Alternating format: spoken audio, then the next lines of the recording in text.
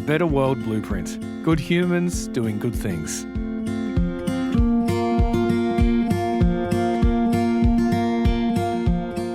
Hello, this is a podcast that highlights people who make this world a better place, because sometimes we need a bit of inspiration in our day. This is a Better World Blueprint. The first time I saw Sophie McNeill on the TV, I thought, she's a bit young to be reporting from the Middle East. While most 20-year-olds were out clubbing and sleeping in late, Sophie was reporting on conflicts in places like Afghanistan and Palestine. Her passion for human rights shone through her work, culminating in the 2020 book titled We Can't Say We Didn't Know, Dispatches from an Age of Impunity. She reported for the ABC's Foreign Correspondent and Four Corners. Then she worked as a researcher at Human Rights Watch and then as a senior campaigner for Greenpeace Australia Pacific. Across the years, Sophie has tried to make a difference through her journalism, activism, and now through politics. In 2025, she won a seat in the Western Australian Parliament representing the Greens. I'm fascinated by Sophie's drive to continue to make a difference.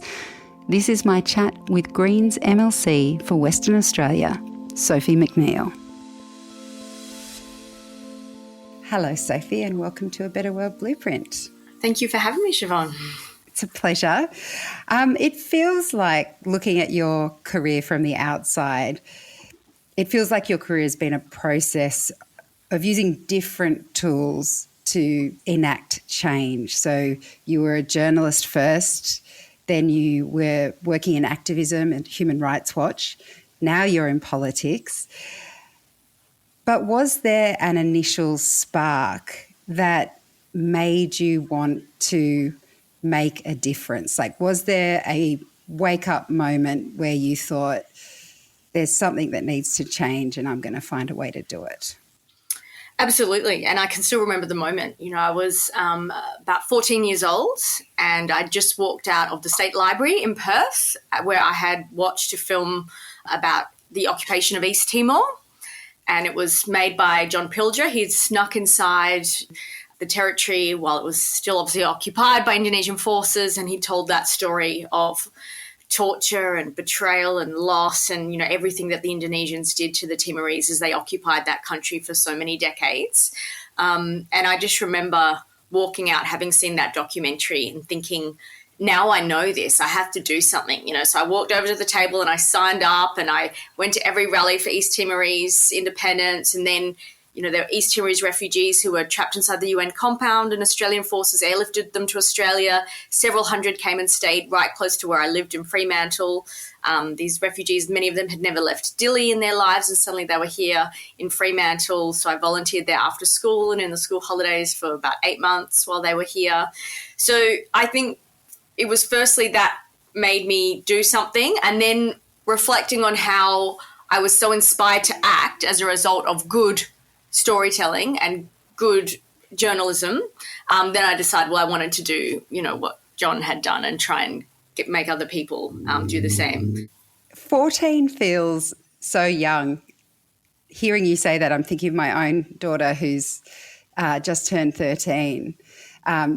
It feels young to be so impacted and motivated the way that you were. Do you look back now and see how young you were, or is it just sort of like a normal part of who you are?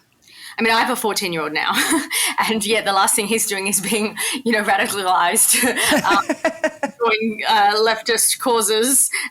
Yeah, look, I think I was one of 4 daughters, middle child. I had to do something to get attention, you know. I always did grow up with a sympathy for the underdog, I guess. Yeah, a couple of things in my life I think impacted that. You know, my parents got divorced when I was young and I suddenly moved to a new primary school and I didn't know anyone, and I suddenly, you know, was in the position of someone, who you know, didn't have everything that I used to have. You know, my old primary school, I had these friends, and then suddenly I went to this brand new one. So I think there are just a few little things in my life that made me have sympathy for the underdog. And then, I was just kind of read this book, saw this documentary, and it was just so clear. It was so clearly wrong, the Indonesian occupation. It was so clear that the East Timorese deserved their independence, that what Australia had done was so immoral.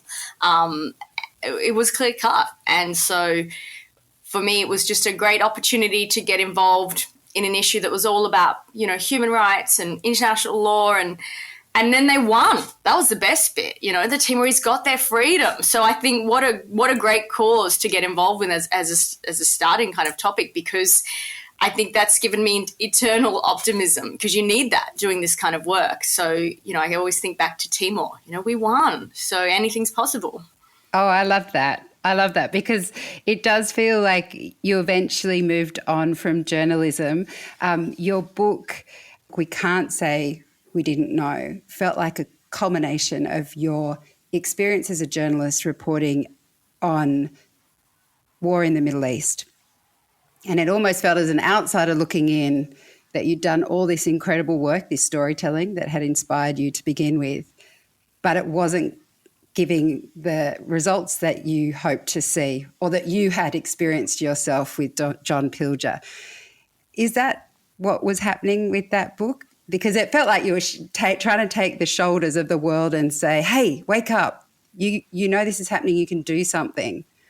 Oh, absolutely. I think that almost that book's like my breakup with journalism. It's like I had always thought that if I went out there in the world and showed everyone the horrible things, that then they would do something. They would, go out on the streets, that you would have a vote at the UN, that good things would happen, like I saw in Timor. And I tried that theory of change for a long time, 17 years, and I got to go to some incredible places, and I met so many amazing people. And I just realized that, unfortunately, it's really difficult to have that same impact with storytelling these days. I think, the way that people can just see all of the world's horror on their phones, in their pockets 24/7, it felt like these stories I was telling people, showing them the horror of children starving to death in Yemen, or, people being denied medical care in Gaza, and the horror of the Israeli occupation, that it was just harder to kind of break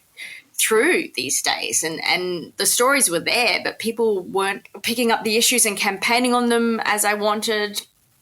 Political parties weren't changing their policies. It just felt like I was screaming into an abyss. So I think sitting down and writing that book and seeing all of those horrific war crimes that I had documented for so many years in the Middle East, and the lack of policy change, made me realize that, actually journalism, like, I still obviously respect journalism a lot. A lot of my best friends are journalists, but I don't think it's how you change the world. I went into advocacy because I didn't want to just tell you he said this and she said that. I wanted to tell you, Israel is committing the crime of apartheid, and it is illegal under international law, and they should be held to account for it. I wanted to tell you that climate change is the biggest human rights crisis that we face today, and that a government like Australia's, and that these massive companies are violating all of our human rights by building new fossil fuel projects. I didn't just want to show you things that were wrong and let you come to your own conclusion. I wanted to be on the side. I think things are that bad now, currently in the world, that I wanted to be on the side of people saying,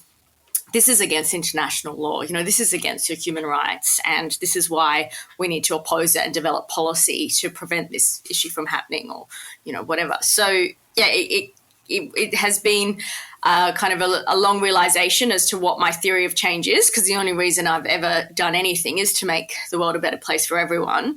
And it was quite sad, because I love journalism. Like, it's so much fun, you have so many adventures, it's really, just the best profession, I think. But in terms of actually changing the world, I was very sad to realize that was I no longer held that as my closest theory of change. And it was sad, to come to that conclusion.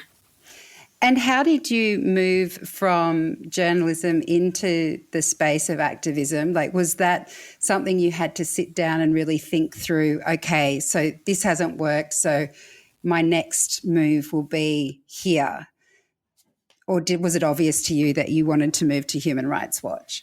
There was an amazing opportunity, because Human Rights Watch had never had someone based in Australia doing this work before, so it was a new position. So it really was just fantastic timing in that way. But, I also began to become more aware of the climate emergency as the big one, that all of these human rights issues that I'd reported on for so many years that none of them would mean anything if we didn't get this big one right. If we don't get the climate crisis right, then nothing else will matter. No refugee crisis, no territorial struggle, like nothing, because that's how devastating the impacts will be if we don't stop new fossil fuel projects and have a safe climate for our kids. So one of the last stories I did at Four Corners before I left the ABC was I went to the Brazilian Amazon, and I did a piece investigating how under the Bolsonaro government in Brazil, there was just this devastating uptick in logging in the Amazon, and how, the Amazon as a place that absorbs carbon was coming under threat because of this huge amount of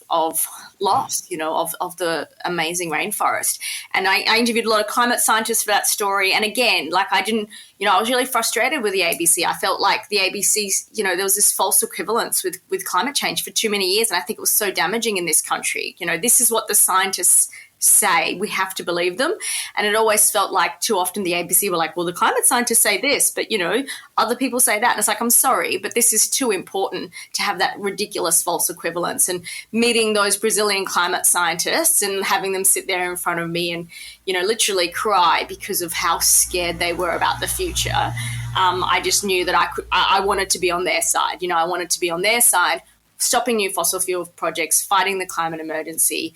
And it just was very clear to me that I couldn't be in journalism anymore. So, that job came up at Human Rights Watch. And so it was quite an easy decision to jump from Four Corners to Human Rights Watch. It's an organisation I worked with for years as a journalist. Every place I went in the Middle East, there was an amazing Human Rights Watch researcher there on the side of the road, like with a notebook scribbling down, documenting all the war crimes and horror. So in some ways it was very similar to journalism, but it had the benefit of being on that side of international law. And that's my founding belief is, I don't prescribe to a political theory or anything. I'm on the side of international law. And it was very clear that Human Rights Watch was a place where I would feel at home. And I did. It was a great organisation. I loved it.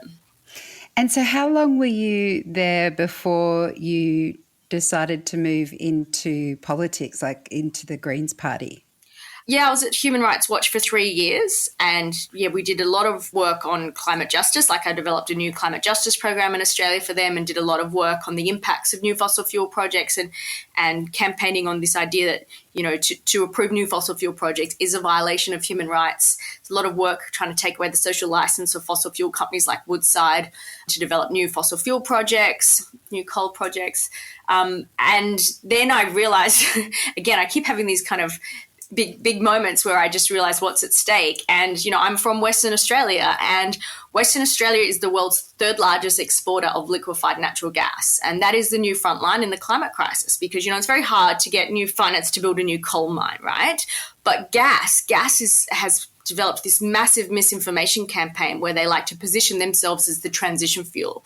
So there's a lot of new gas projects coming online all over the world, and it's terrible for our climate because when you produce liquefied natural gas, the amount of methane that you release, it's as bad as coal. That's what the latest studies are showing. So liquefied natural gas is a horrific new frontline in the climate fight. And here I was living in Perth, working for Human Rights Watch, and my home state, the place I'd always come because I felt comfortable and loved it, was like this massive exporter of the worst shit when it comes to climate, like the world's third largest. So we supply 13% of this liquefied natural gas. And I'd barely heard about this issue outside of Australia when I was working on this stuff. And so I just realized, I spent my life going overseas to fight these perpetrators of human rights abuses. And here I was, that they were in my backyard, Woodside headquarters, Chevron headquarters, these bastards who are driving this destruction of our climate that is endangering the future of my children, run my town, So I went to Greenpeace and was working on some of their campaigns to stop these massive new projects that Woodside is developing here, the Burrup Hub, the biggest new gas field in Australia on top of this stunning Scott Reef up off Broome.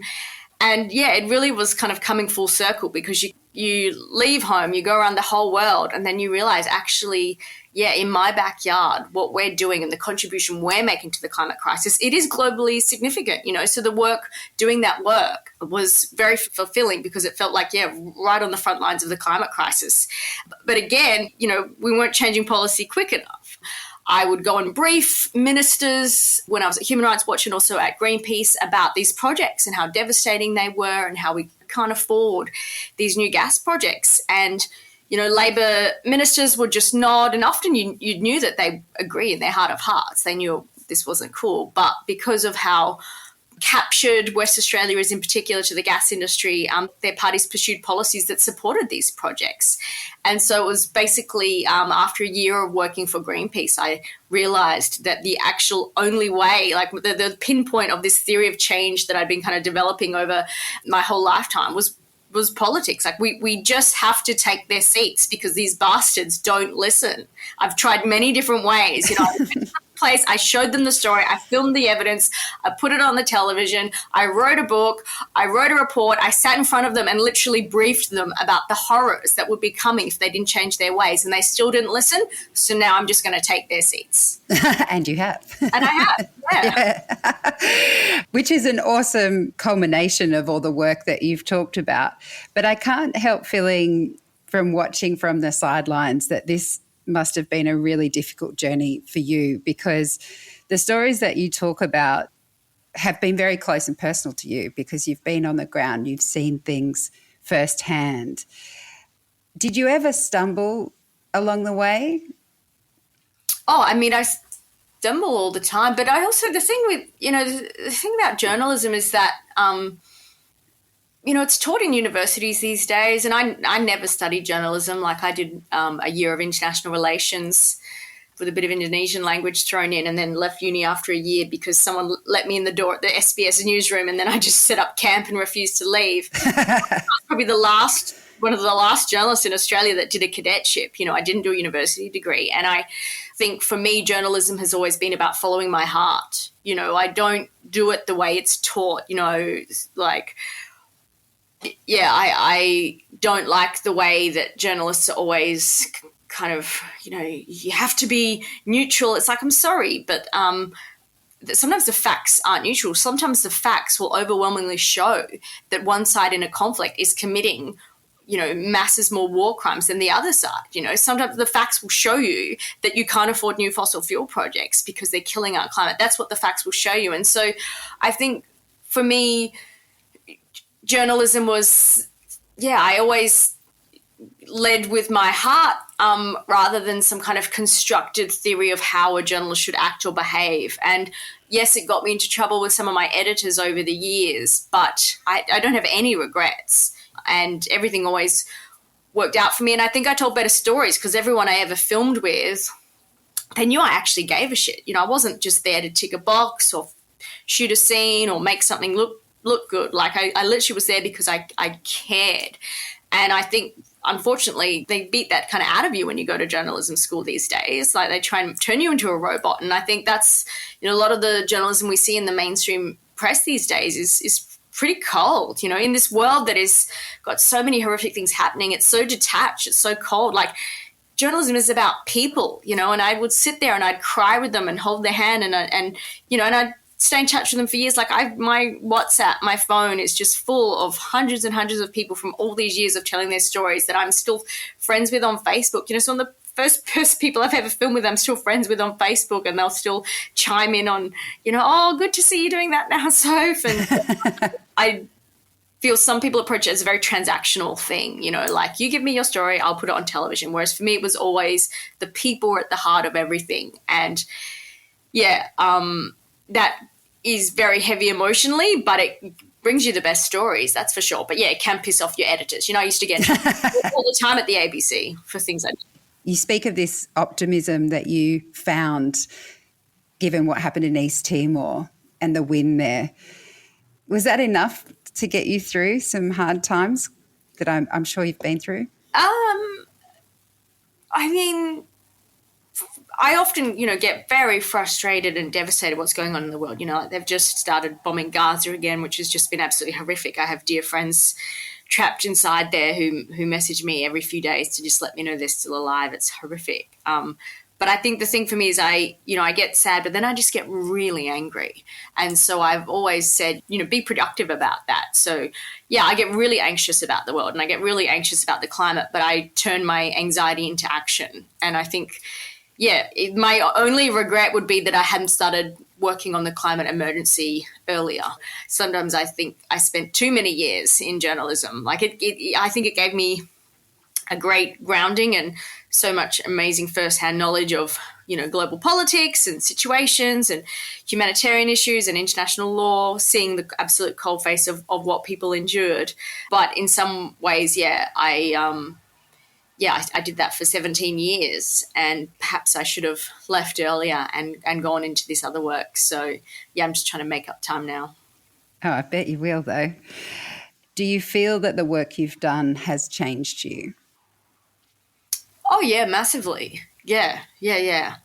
I mean, without doubt, it's changed me. And it's just really crystallized exactly what I think needs to be done to make things better, and I've seen it firsthand. So it's given me this amazing catalogue of evidence, of why I believe in what I believe now, why I urgently think we need to, change these policies, because I've seen firsthand, like when I talk about the genocide in Gaza, it's because, and I can tell you 100%, and I will argue until I run out of breath with anyone, that this is a genocide and that Israel is committing these horrific war crimes and that what they're doing in the West Bank is apartheid. Because I've seen it, I've got all of this evidence. I've seen the rise of the terrifying authoritarianism of the Chinese Communist Party. I've spent hours and hours and hours with Uyghur Muslims whose families have just been locked up and disappeared. I've spent a lot of time in America working there over the years. I can absolutely understand, again, this horrific rise in authoritarianism and this massive gap growing in society. So a lot of these big political issues, I guess I'm lucky in the sense that I can very clearly see the policy failures and the adjustments that are urgently needed, because I've seen all the evidence. Same with the climate emergency. I've been on the outskirts of Mosul in 48 degrees as families fled ISIS, and I'm wearing a flak jacket and a headscarf and a long sleeve shirt, and it's 48 degrees. It's almost too hot to breathe. Right. And this is a country that exported so many fossil fuels over the years, all taken by massive corporates. So the Iraqis have got nothing to show for it. They weren't given any of that profit.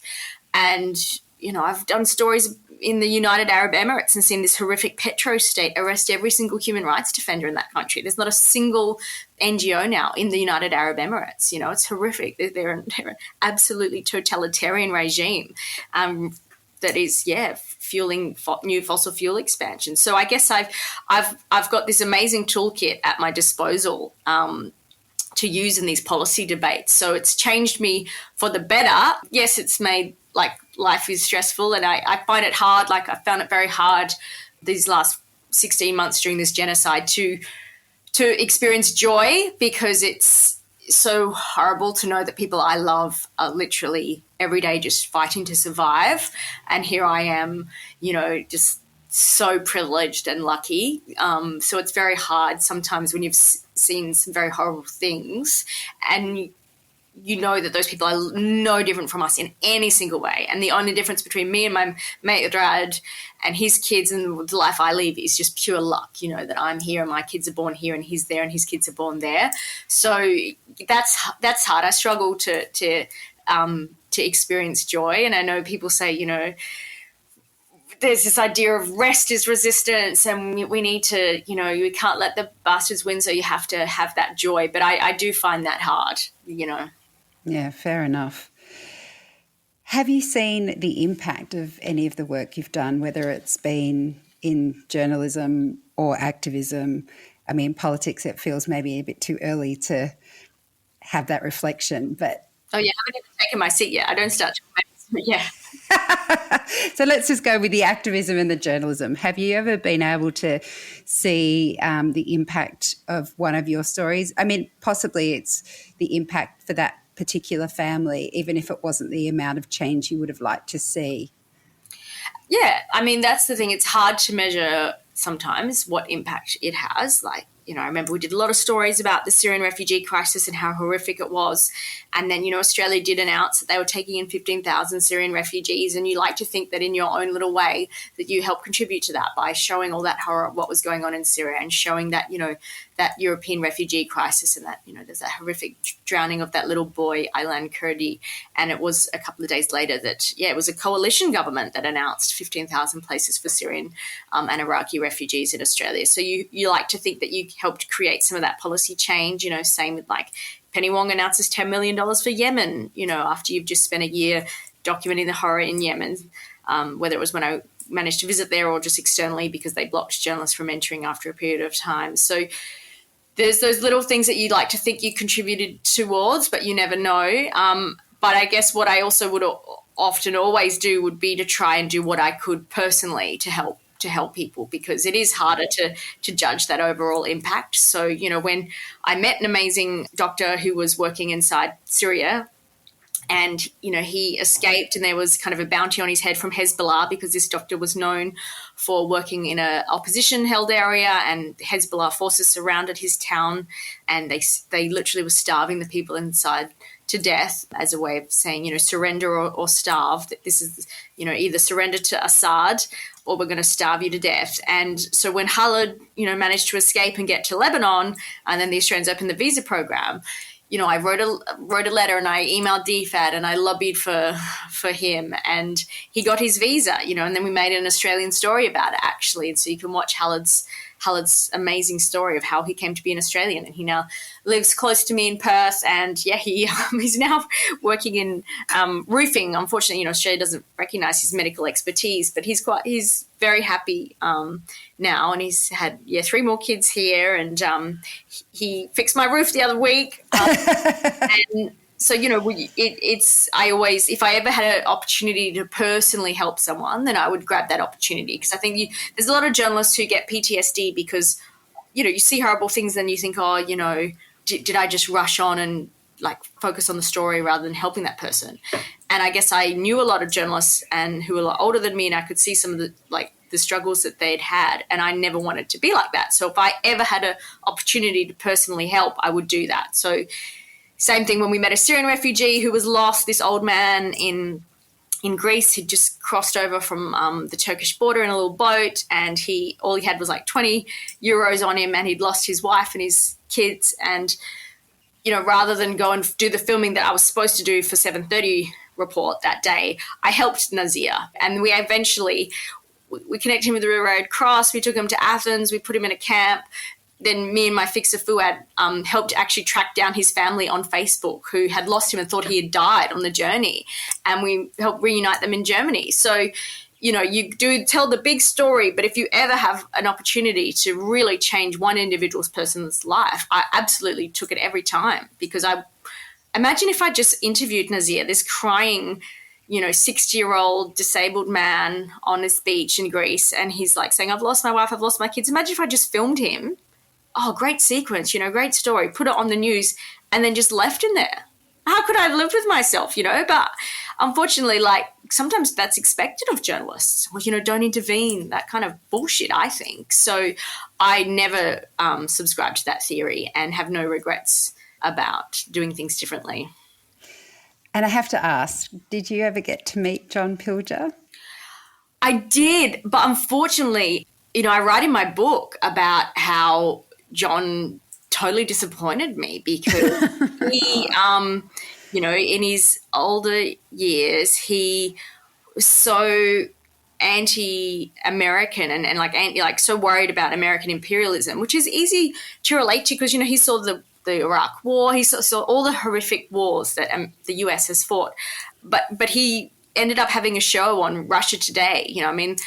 Putin, that's the epitome of authoritarianism. And so I was really devastated. This person that I had so admired, who had been so good at revealing the facts and the truth, then went and, had a TV show on a network that was funded and hosted by an authoritarian regime. And, when it came to the Syria conflict, Pilger was involved in a lot of misinformation, and I call it out in my book. And I think it's sad when your heroes disappoint you. And yes, I'll never forget how much he inspired me. But yeah, ultimately we ended up going down quite different paths because my allegiance is to international law and the facts. And unfortunately, I felt as years went on, he chose political ideology rather than the facts and the law. But I suppose the good thing that he did was light that spark within you that you